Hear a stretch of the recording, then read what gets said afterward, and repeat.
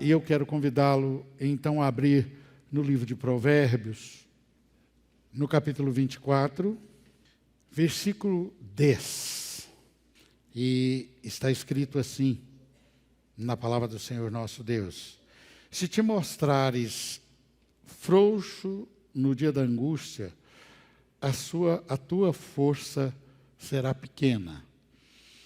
Na NVI, querido, você pode olhar para a sua Bíblia, se ela for de outra tradução, está escrito assim, ó: se você vacila no dia da dificuldade, como será limitada a sua força?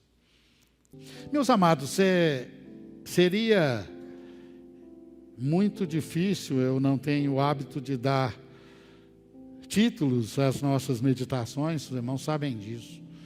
E eu já expliquei aos irmãos por quê, exatamente porque eu não venho da casa de profeta, né? Eu sou boieiro, era membro desta igreja quando fui convidado a assumir o ministério, e então nós não temos esse costume. Mas o que me chamou a atenção ao meditar na palavra de Deus desta feita são a Bíblia mencionar os chamados dias maus. O livro de Provérbios, ele foi escrito pelo rei Salomão, pelo sábio Salomão, e ele é autor de mais 2 livros, Cantares, o livro de Provérbios, que acabamos de ler, e o livro de Eclesiastes. E, meus amados, os entendidos, os estudiosos da palavra de Deus, costumam dizer, na maioria deles, quando comentam Salomão, seus livros, a autoria de Salomão nos livros dele, de que quando Salomão escreveu Cantares, ele tinha um comportamento de um adolescente apaixonado. E quando escreveu Provérbios, ele tinha meia idade e é um grande conselheiro. E Eclesiastes é um adulto que fica um pouco desesperado por perceber a noção de suas fraquezas. Então, Provérbios, que é o livro que estamos usando como texto base, 24:10, Provérbios é o livro da sabedoria. E se a gente tivesse que fazer um resumo de Provérbios, a gente diria que Salomão, usado por Deus, está no cânon sagrado, está entre os livros da palavra de Deus, faz uma notável, muito perceptível, clara diferença entre o tolo e o sábio. Um dos trabalhos que eu fiz, num curso que fiz em Belo Horizonte, no Seminário Bíblico Mineiro, em Belo Horizonte, depois eu fiz o curso aqui também, de uma professora da 8ª Igreja, pastor Jeremias, muito querida, lembro dela com muita gratidão. Nós tivemos que fazer um livro nos 31 capítulos de Provérbios, fazer um trabalho. Nós tínhamos que ler o capítulo e comentá-lo. E ela pegou um mês de 31 dias e falou, olha, datado cada dia, nós vamos ler Provérbios e cada aluno vai fazer o seu comentário. E eu me lembro de como eu cresci em conhecimento e em entendimento fazendo esse trabalho do seminário. E é a professora Dodora, auxiliadora, a gente chamava carinhosamente de Dodora, e foi uma pessoa que influenciou muito nessa época que eu refiro a esse crescimento que tive na minha vida espiritual. E nós temos lido que nós não podemos ser fracos no chamado dia mau. Nós não podemos ser fracos na hora da dificuldade. Porque se nós formos, a nossa força diminui. É um dos conselhos, é um dos alertas que está no livro de Provérbios. A propósito, quero fazer a seguinte recomendação. Escolha, talvez dezembro, venha aí com 31 dias, né? Leia um capítulo de Provérbios por dia, viu? Você que está em casa, preste atenção nisso. Eu te garanto que você não será o mesmo no 31º capítulo. Você vai ter muito mais conhecimento e vai ter muito mais noção de momentos em que nós, às vezes, somos tolos e não somos sábios. E vai ter muito mais embasamento, muito mais base de agir na sua vida como sábio. Então, a todos, eu deixo essa recomendação ao falar nesta noite sobre o livro, principalmente começando a nossa meditação no livro de Provérbios. Eu queria dizer aos irmãos uma coisa que estive lendo e aprendendo ao meditar neste texto para a nossa meditação de hoje à noite. Os estudiosos afirmam, queridos, que nós vivemos uma geração de pessoas frágeis. E quando eu li isso de um autor que gosto de ler, de um teólogo, de um exegeta, e ele estava comentando esse texto, eu fiquei interessado em pesquisar um pouco mais sobre isso. E realmente a gente fica assustado quando nós olhamos para a história, ou buscamos na nossa memória, na nossa vida, a diferença que as pessoas mais antigas, mais vividas, eram mais fortes. Eram pessoas mais firmes, mais lutadoras, mais confiantes.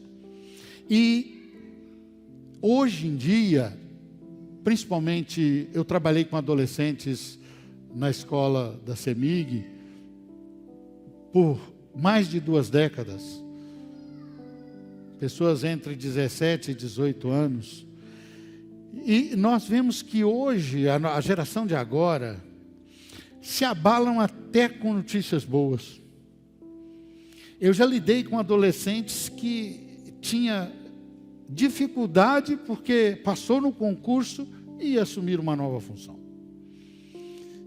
E quando esse autor começou a falar sobre essa diferença das gerações, e ele começou a enumerar alguns fatos históricos importantes que deram base e credibilidade ao que ele escrevia, ao que ele comentava, a gente começa a perceber que pessoas fazem assim.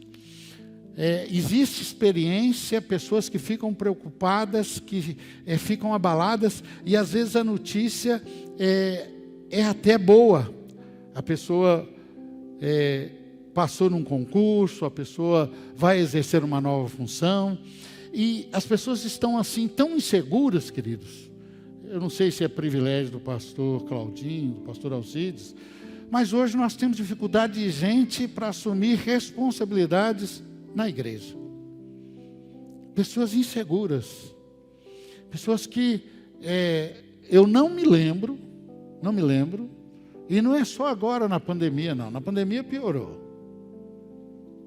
A gente tem visto como que as pessoas estão sendo frágeis. Mas mesmo antes, eu não me lembro de ter lidado com gente tão insegura. Com gente que não tem segurança para exercer, para assumir uma responsabilidade de um cargo na igreja. Nós temos cargos aqui, os irmãos conhecem a nossa maneira de agir, que são cargos de confiança, são convites feitos às pessoas. Naturalmente, é Deus quem faz isso. Eu já tentei colocar muita gente e não consegui. Já tentei impedir algumas pessoas por algumas conclusões minhas e não consegui. Então, é Deus quem coloca. Deus é claro, ao tratar esse assunto na palavra, de que é Deus que coloca. E às vezes nós achamos uma pessoa talhada, pronta, no nosso ponto de vista pastoral, e colocamos uma responsabilidade na mão dessa pessoa e ela não corresponde. E às vezes pessoas que nos surpreendem. Aqui mesmo na igreja, na minha história aí de 22 anos de ministério, eu tive o privilégio de conhecer a igreja como membro, de estar sentado lá no meio do povo, de ser pastoreado pelo pastor Eli, um dos meus pastores. E depois pela vontade de Deus, sem nenhuma dúvida absoluta, manifesta, eu me tornei pastor da igreja, e muitas vezes eu achei que pessoas estavam prontas, estavam talhadas, enxerguei, e não era.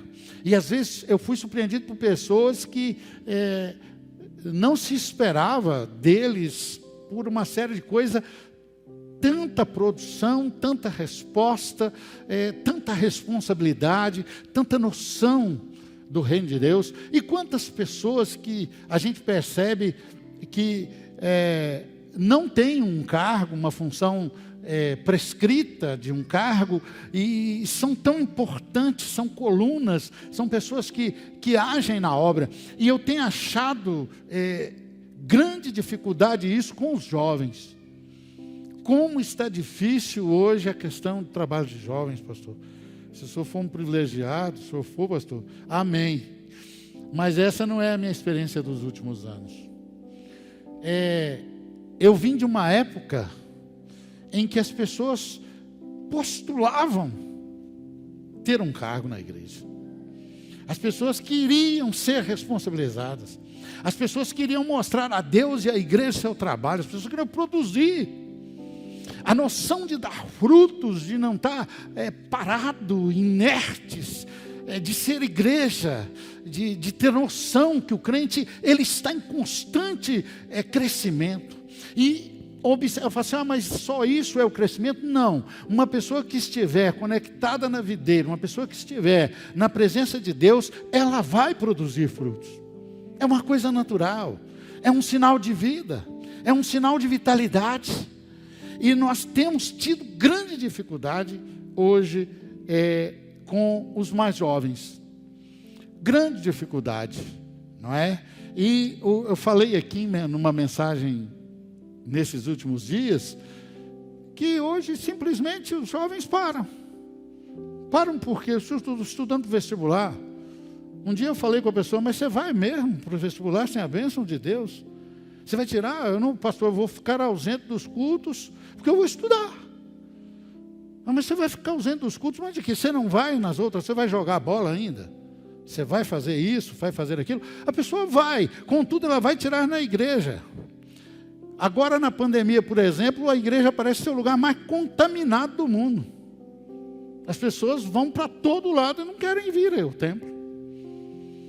Mesmo tendo rigor como nós temos nas nossas atitudes aqui com a questão da infecção, de obediência às recomendações da saúde pública, de médicos, de estarmos avalizados naquilo que estamos fazendo. A nossa igreja não sai correndo a hora que o decreto muda. Nós abrimos cerca de 22 dias após a liberação para abrir o templo parcialmente. Só depois que tínhamos um protocolo próprio, nós já temos um áudio amplamente divulgado do prefeito que passa para 50% a presença no templo. Não mexi ainda. Nós vamos nos debruçar, vamos ver como é que fica isso. E nessa área é nós que mandamos, né? O prefeito pode colocar um limite, nós não podemos bambear, mas arrochar nós podemos. E nós faremos isso sob orientação de quem entende de saúde. Vamos mexer na nossa maneira de reunir, orientados por pessoa da área médica. Não se liberar aqui, fala, se alguém chegar para mim e falar, olha pastor, você está liberado hoje a atravessar a rua sem olhar para lado nenhum. É lei, o presidente acabou de assinar, eu não farei isso. Eu falei, todavia eu vou parar e vou olhar para os dois lados, depois eu atravesso a rua. Então nós vamos agir dentro de parâmetros. E agindo assim, provando que agindo assim, hoje a igreja não tem percebido que há um mal espiritual, há uma coisa agindo contrária à espiritualidade da igreja, à responsabilidade do crente, a sua visão como crente, como a sua responsabilidade como servo de Deus, a nossa responsabilidade como igreja tem sido desgastada por vários fatores, e nós já temos sim a influência, a questão da pandemia no âmbito espiritual da igreja, na minha maneira de enxergar. Então, queridos, esse autor, ele foi muito assertivo no seu comentário de que quando nós olhamos para trás, nós tínhamos pessoas mais fortes, mais prontos, mais aptos para enfrentar o que a Bíblia chama de dias maus. Ele cita fatos que me permitiu observar que menos pessoas paravam diante dos obstáculos. Está aí o pessoal da música, nós temos uma orquestra, né, maestro? Essa semana eu estava conversando com o evangelista Emerson a respeito disso. Quanta dificuldade. Eu toquei violão, trabalhei com o Conjunto Emanuel, nós éramos aí 25 pessoas por aí, que conduzíamos o louvor da igreja. Foi uma época áurea, louvado seja Deus. As pessoas, eu tinha problemas que as pessoas queriam ter a responsabilidade, e os irmãos me conhecem, eu era cheio de exigências com a questão da música. Eu não sou de interferir na direção do maestro, do Ivan, é liberdade com responsabilidade, mas na minha época eu tinha problemas, porque as pessoas esperavam. Eu me sentia muito bem quando eu estava regendo louvor, eu regi louvor por mais de 20 anos. A questão da absorção do meu tempo na palavra, na direção, é que eu fui me afastando gradativamente do louvor. Tive um honroso convite do maestro para entrar para o coral da igreja. A seu tempo, viu, maestro? Ainda recebem adolescentes da minha idade. Então, a seu tempo, vamos lá. Irmãos, a igreja precisa despertar, viu, irmão? Você que está em casa, me ouvindo, está me acompanhando aí, ó. A igreja precisa despertar. Nós vivemos uma geração frágil, e a igreja de Jesus não é frágil, ela é forte, ela é competente, ela é poderosa, ela é vigorosa. A igreja de Jesus Cristo conhece o seu capitão. A palavra de Deus diz que o povo que conhece o seu Deus se esforçará e fará proezas. Nós precisamos nos posicionar. Nós precisamos revitalizar as nossas atitudes, as nossas posições. Nós precisamos aprender que é convite, é chamado, é uma invocação, um apelo da palavra de Deus para que nós nos ocupemos da vida da igreja. A igreja é que tem a palavra da reconciliação. Deus não deu aos anjos ou a qualquer outra classe, a não ser a igreja, o poder de agir, de decidir, de se movimentar, de fazer acontecer ou andar naquilo que Deus quer que aconteça no mundo espiritual. Rick Warren, ele escreve no seu livro, um dos mais fortes livros sobre a igreja dos últimos tempos, eu li na década passada. Ele fala assim que nós não temos o poder de gerar ondas, mas o crente precisa aprender a surfar nas ondas que Deus gera.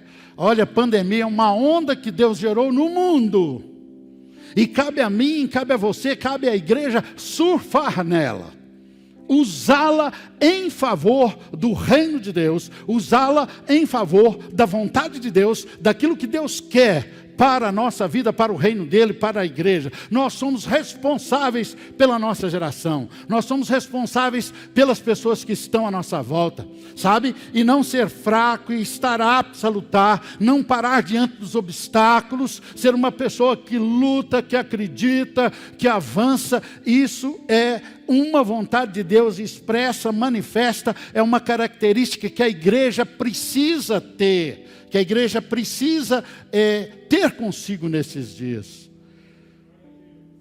As pessoas do passado, queridos, nessa análise que li, a gente percebe lá que elas se perdiam lutando. Não parava de lutar, não desistia de avançar, não desistia de caminhar. E assim, meus amados, outras coisas que me chamaram a atenção, certamente o tempo não me permitirá citar todas. É notável que as pessoas tinham mais coragem do que medo. É notável que as pessoas mais antigas, mais vividas, de outras gerações, de gerações anteriores à nossa, se mostravam mais otimistas na hora da luta, acreditavam mais. Também chama a atenção esse autor, que as pessoas mostravam mais, na prática, mais segurança do que hoje se vê. Sabe, amados, na Bíblia, na história recente da igreja, nós só víamos crentes parar de lutar quando Deus dizia não.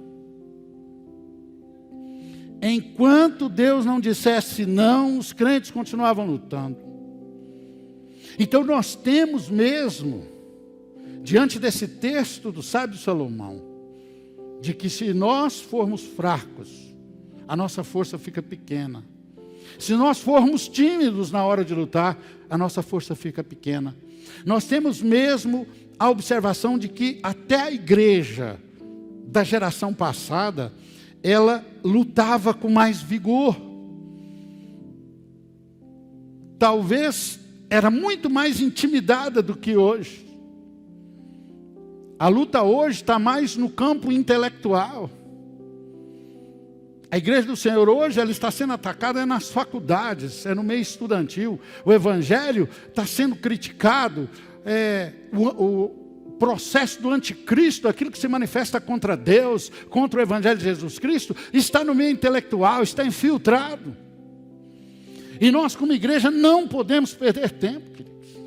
Nós precisamos voltar a ser a igreja atuante, uma igreja que ocupa o seu espaço, o seu papel, o seu lugar, uma igreja forte, uma igreja que sabe que quem luta com ela jamais conheceu a derrota. E é o nosso general, é o nosso capitão, é o Senhor Jesus Cristo. Comprovadamente, na geração passada, nós víamos mais força para lutar do que se vê hoje. Pastor, a mensagem hoje é para assustar? Falar de dias maus? Não. A Bíblia é que está dizendo que tem dias maus. Nós temos um exemplo, inclusive citado por esse autor, não vou entrar em detalhes, porque púlpito não é exatamente para isso. Aqui não é Jornal Nacional ou qualquer outra coisa, não vamos falar de estatística nem nada. Mas ele cita um exemplo lá, que eu conheço, já li a respeito algumas vezes, de que os japoneses, que é uma nação proeminente, forte, poderosa, economicamente e culturalmente, concorre aí nas 5 primeiras sempre, por aí, né? Uma nação forte. Os japoneses, queridos, ele cita lá neste exemplo, eles são preparados, são treinados para enfrentar terremotos, tsunamis, e não a viver com medo. Eles saem para trabalhar. Os prédios deles são construídos para tremer. A engenharia do Japão prevê os dias maus, os dias difíceis. Nós precisamos hoje, os jovens, por favor, você que está em casa no YouTube, está me vendo, é jovem, se você não tem comorbidade, não tem motivo, precisava estar aqui. Eu preciso de uma igreja que me crie problemas com as inscrições do espaço que nós podemos legalmente usar. Como disse, nós ainda estamos nos 30%. Mas nós vamos flexionar.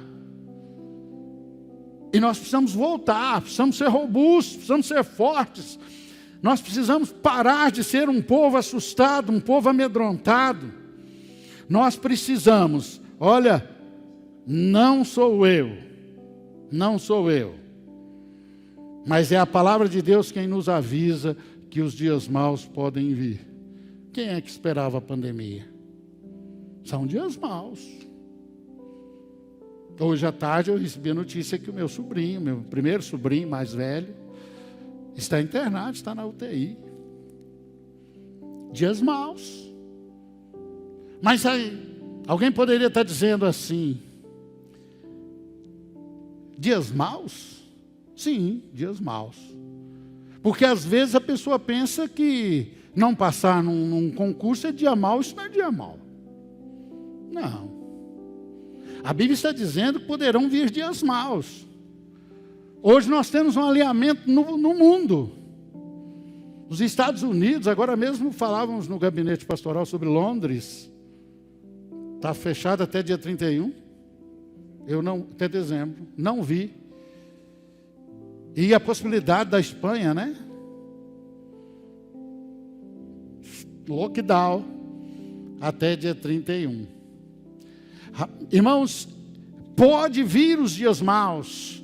E o que Salomão escreveu é isso, é que a nossa força não pode ser pequena. Nós não podemos recuar, nós não podemos parar diante dos obstáculos. O próprio escritor de Efésios, o mesmo escritor, sábio Salomão, em Eclesiastes, no livro em que ele escreve com um certo desespero por perceber a sua fraqueza, ele fala assim, lembra-te também do teu Criador nos dias da tua mocidade, antes que venham os maus dias, nos quais cheguem os anos que você venha dizer, não tenho neles contentamento.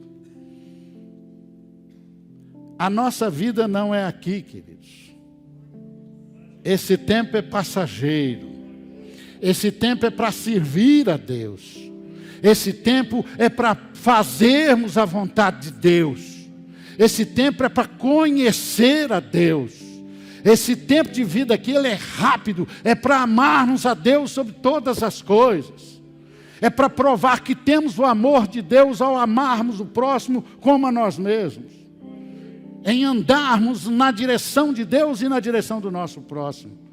E a recomendação do sábio Salomão é: lembra-te do teu Criador nos dias que você ainda tem vitalidade, nos dias que você ainda pode.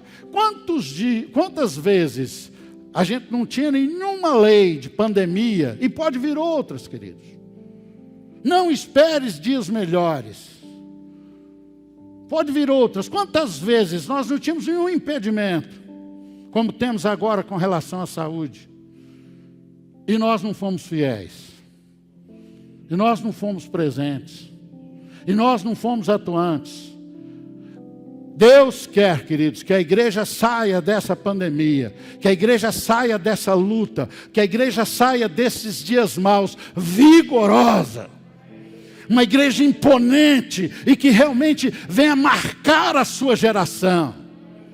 Que impacta a nossa geração. Essa é uma das nossas responsabilidades. Esta é, sem dúvida, uma das funções, das incumbências, uma das partes do nosso chamado aqui na terra como igreja do Senhor. O apóstolo Paulo, usado pelo Espírito Santo no seu livro, na sua carta aos Efésios, no capítulo 6, versículo 13, diz assim, por este motivo, vesti toda a armadura de Deus, a fim de que possais resistir firmemente no dia mau. É a Bíblia que está dizendo, não sou eu. E havendo batalhado até o final, permanecerdes inabaláveis, sem retroceder. Nós não podemos retroceder. Então a minha expectativa é que a igreja venha surfar nessa onda que Deus criou. A minha expectativa é que nós sejamos melhores em tudo. Que a igreja seja uma igreja que acredite, que trabalhe, que visualize, que tenha os seus alvos, que ponha os seus olhos em Cristo, mas é uma igreja que marche. Nós surgimos de uma igreja que quando o mar parou diante dela, Deus mandou, não pare, não temam, marche. E quando a igreja marchou, quando o povo de Deus marchou, o mar teve que se abrir. E diz a Bíblia que o povo de Deus passou a pés enxutos pelo meio do mar. E é a palavra de Deus quem diz, isso não é uma história, mas um registro da ação de Deus onipotente sobre a sua vontade, a sua soberania, até nas coisas naturais. No mesmo livro de Efésios, no capítulo 6, versículo 16, diz que nós devemos usar bem cada oportunidade, porque os dias são maus. Então, queridos, o dia mau que a Bíblia nos manda observar e estarmos preparados para ele, não são dias comuns, Não são lutas comuns. São lutas pesadas. São lutas duras. O que a Bíblia está dizendo é que para os dias bons nós não precisamos nos preparar. Será que alguém vai dizer assim, pastor, preciso de um gabinete? Ah, sim, então vamos lá. Eu ganhei um carro, pastor. Estou deprimido. Sortearam lá. Não, a Bíblia diz que eu não preciso me preparar para esse dia. Pastor, preciso de um gabinete, estou deprimido, passei no vestibular. Não. Estes dias trazem consigo a alegria, trazem, a não ser essa geração temerária, essa geração nova citada por este autor, que eu mencionei agora há pouco. Mas na realidade, a Bíblia está dizendo que nós precisamos estar preparados. O apóstolo Pedro, na sua carta, no seu primeiro livro, ele diz que estas provas, como agora estamos enfrentando, que esses dias maus, que a Bíblia diz que nós precisamos nos preparar para enfrentá-los, precisamos estar prontos, não podemos ser frouxos, fracos. Ele diz assim, para que a prova da vossa fé, muito mais preciosa do que o ouro que perece e é provado pelo fogo, se acha em louvor, honra e glória na revelação de Jesus Cristo. Na realidade, os dias maus, eles são permitidos por Deus com um propósito nas nossas vidas.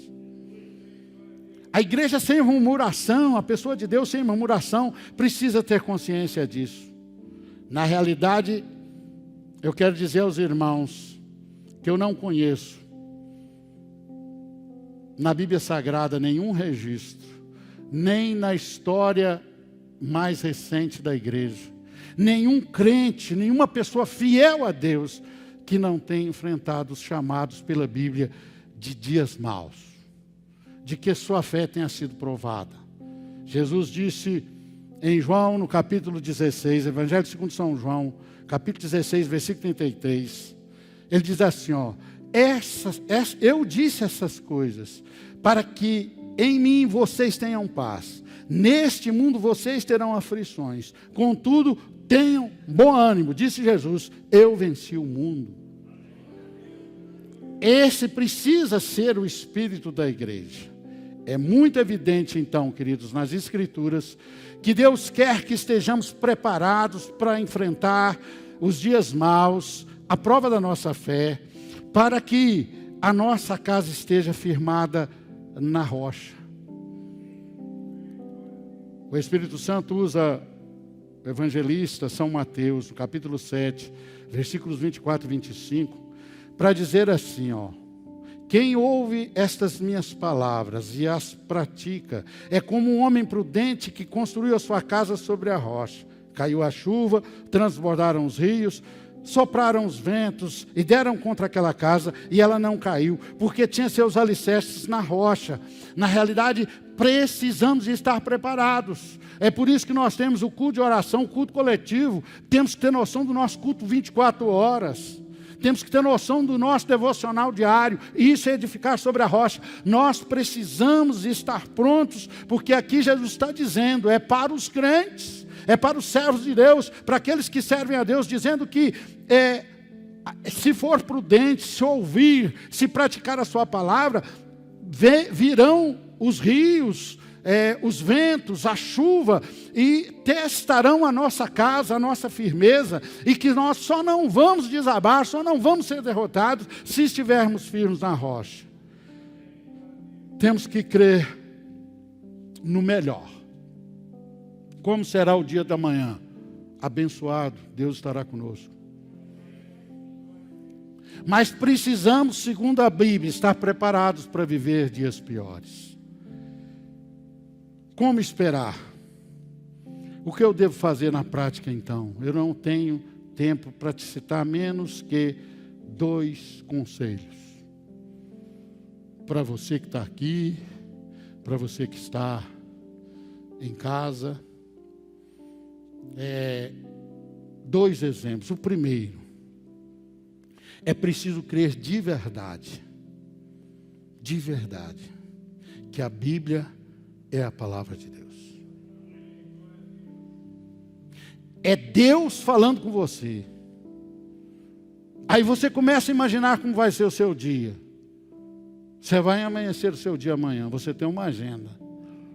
Deus quer falar com você amanhã. Com quem você vai falar primeiro? Qual será a sua prioridade? Nós vivemos uma geração de um povo de Deus que sai de casa sem ler a Bíblia. Isso não existia na geração passada. Nós vivemos uma geração de um povo de Deus que sai de casa sem orar. Isso não existia na geração passada. Não adianta eu sair para evangelizar, o pessoal que vai para o semáforo precisa orar a respeito disso. O pessoal que vai falar de Deus para alguém precisa orar a respeito, falar com Deus a respeito. Quero dizer aos irmãos que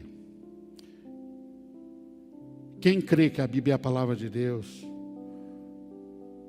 é aquela pessoa que às vezes está num funeral de um seu ente querido e crê na salvação dele. E sabe que ele está salvo pelos seus frutos, pela sua fé. Eu me lembro de quando Deus chamou minha filha, Suelen. E quando isso começou a ficar claro para mim, de que essa era a vontade de Deus, eu pensei que não poderia suportar esse dia mau.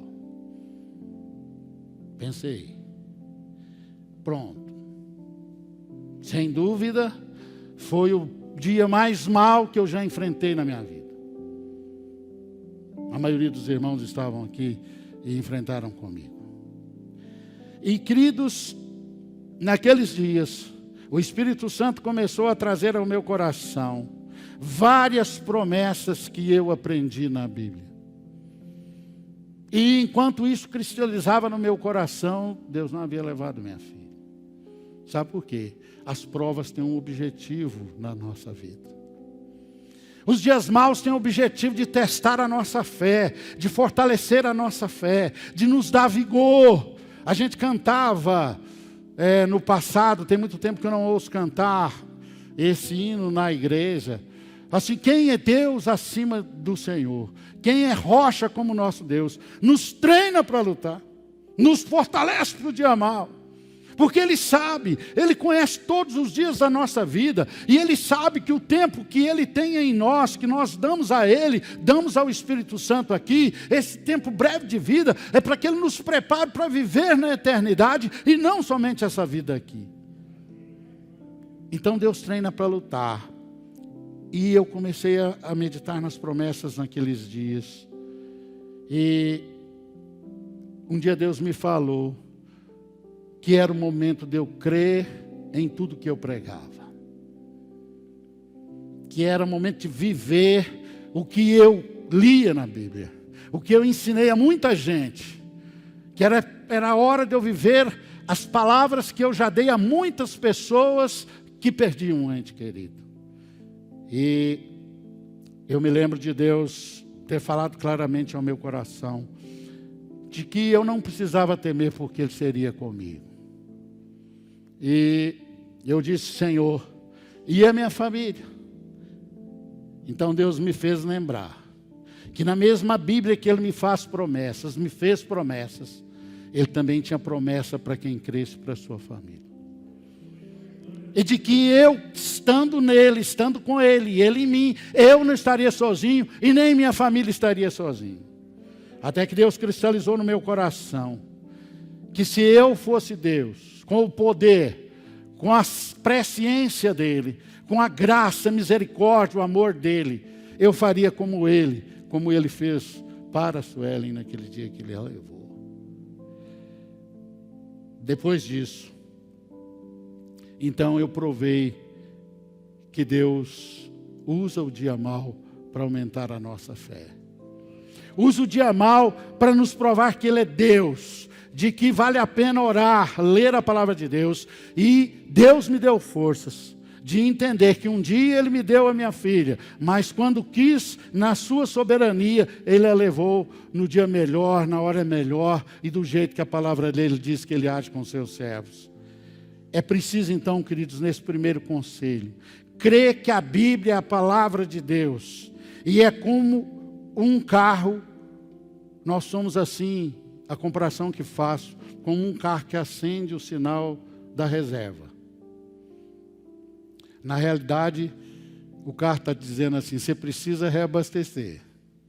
Mas ele vai rodar com você até o abastecimento, se você for observador, se for temente, se for fiel. É assim que a palavra de Deus fala. Quando vem o dia mau, queridos, pode ser que o sinal da reserva nos acenda, mas nós precisamos entender que é preciso ler a palavra, orar a Deus, porque isso reabastece o combustível da nossa alma. Isso nos dá força.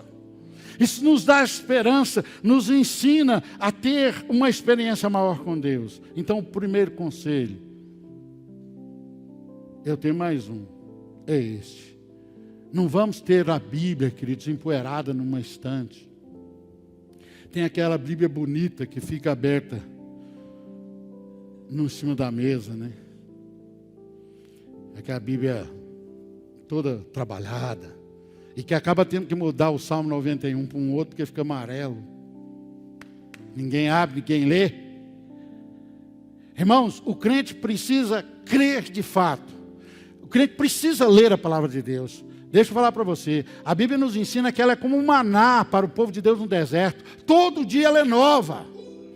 E a fala de Deus do dia anterior não vale para o de hoje. Amanhã é preciso ouvir outra vez a voz de Deus, lendo a Bíblia, meditando nela. É preciso fazer isso.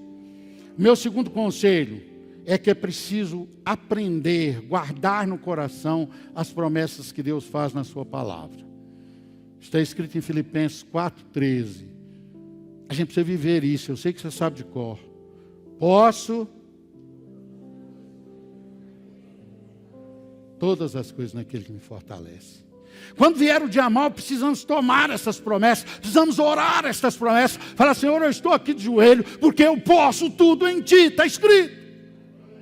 Porque eu preciso de força, eu preciso reabastecer o meu tanque da alma, eu preciso reabastecer a minha fé, eu preciso ser impulsionado. Então precisamos aprender e guardar no coração as promessas de Deus que estão escritas na palavra de Deus. O crente que não lê a Bíblia e que não ora é um crente que está para ser derrotado, é um crente que vai parar diante do obstáculo, é o crente que vai ser esfriado na sua fé pelos problemas, pelas lutas, pelo dia mau que a Bíblia está anunciando. O Salmo 121, versículos 7 e 8. Nós usamos esse salmo muito aqui. O Projeto Vida teve como base esse salmo. Está escrito assim, ó. O Senhor te guardará de todo mal.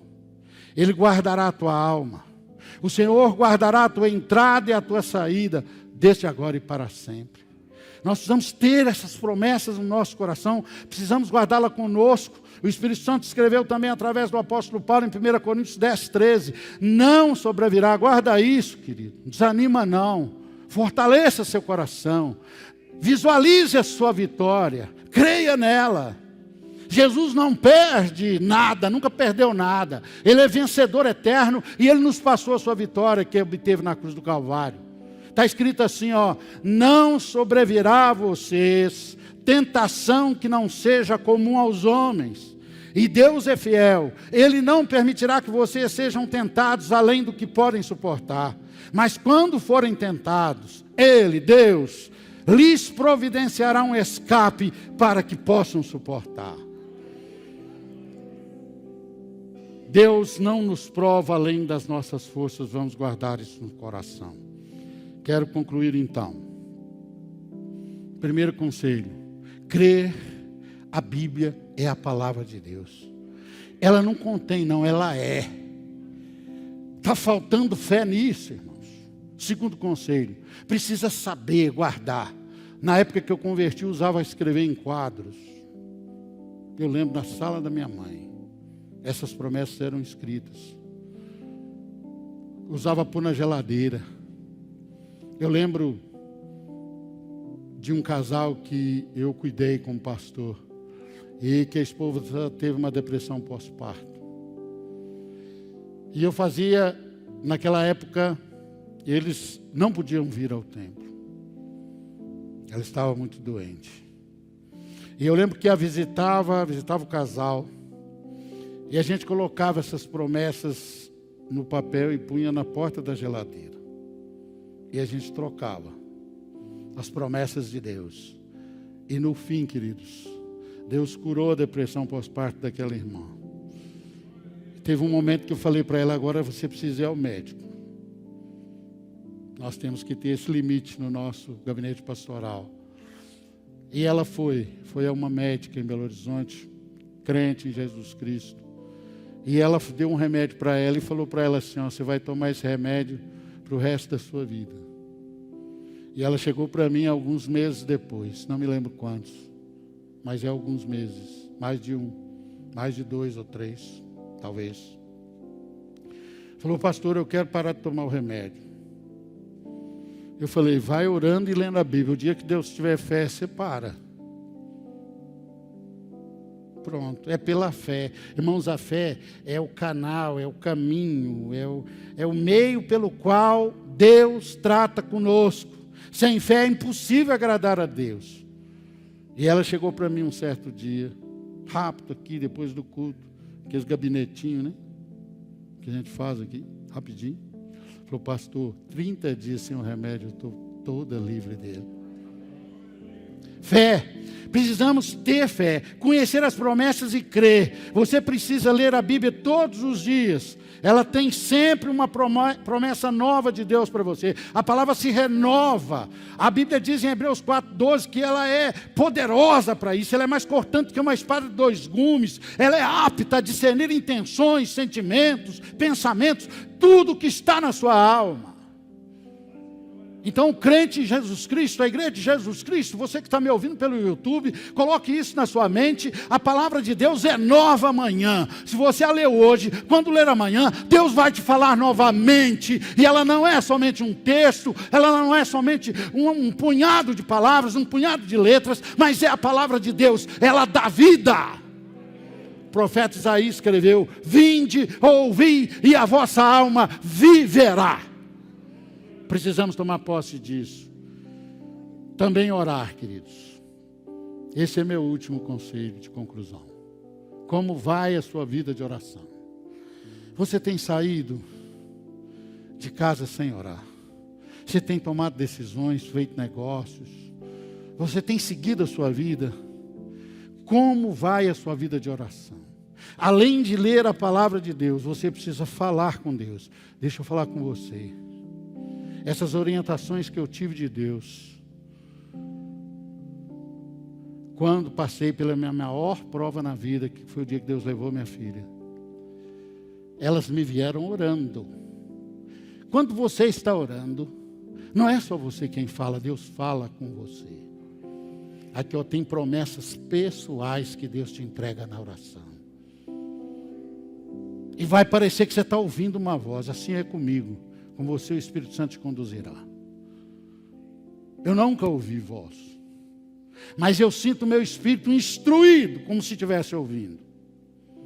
E tudo que Deus me falou, nenhuma vírgula até hoje caiu, porque Ele é fiel nas suas promessas. Então é preciso orar. Crente que não ora, facilmente será derrotado. Nosso Deus nunca deixou de cumprir suas promessas, e Ele a cumprirá por toda a eternidade. Jesus disse assim: passarão os céus e a terra, mas as minhas promessas, as minhas palavras não hão de passar. Que Deus nos abençoe, que nós nos apropriemos dessa força, e que assim se escreva sobre esta geração, como se escreveu em relação as gerações passadas, que elas eram mais fortes, mais lutadoras, mais confiantes, mais vencedoras por isso. Que se escreva sobre essa geração que passou a pandemia. Talvez algo parecido só a gripe espanhola, lá por 918, alguém pode me corrigir, parece. É isso mesmo, né? Nós estamos passando um mover especial de Deus. Vamos nos tornar um povo especial. Um povo que trabalha, que acredita, que se move, que não fica parado, pasmado. Uma igreja ativa, que lê a palavra, ora e crê naquilo que o Senhor nos fala. Deus abençoe a sua vida, em nome de Jesus.